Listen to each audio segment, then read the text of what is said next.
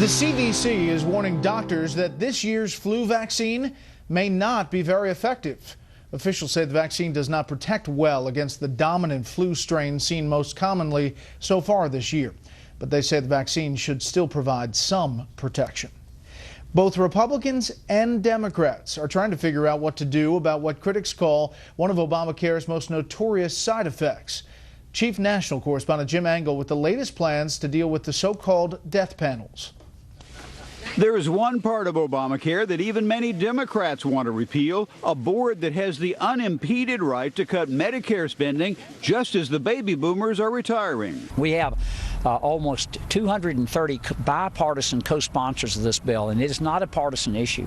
This is a bipartisan concern. The House passed a bipartisan bill 2 years ago to eliminate the IPAB with 27 Democratic votes, and even liberal Barney Frank co-sponsoring the measure. The reason so many oppose it is the president would appoint 15 people to IPAB who would limit increases in Medicare spending to 1% faster than economic growth.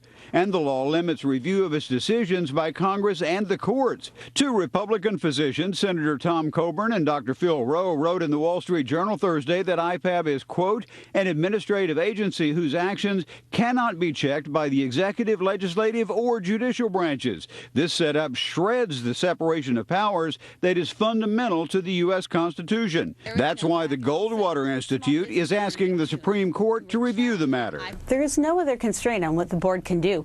It could ration care, it can levy taxes, it could set price controls.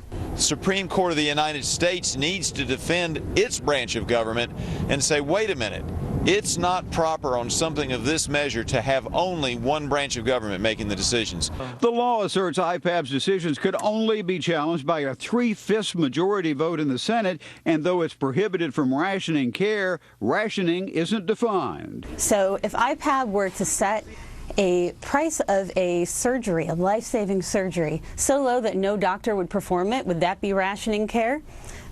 We don't know. That's up to IPAB.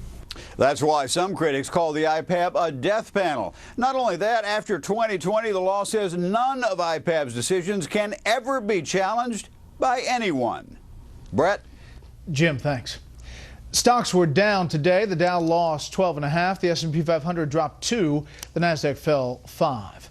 Alarming new evidence tonight of just how far the American economy has fallen. Market Watch reports that an analysis of International Monetary Fund statistics indicates China has overtaken the U.S. as the world's top economy. Its total output in terms of real goods and services is estimated at $17.6 trillion this year. The U.S., $17.4 trillion. It's the first time since the 1870s America is not in first place. No Grapevine tonight, so we can profile one of the expected contenders in the 2016 presidential sweepstakes. Up next, Louisiana Governor Bobby Jindal.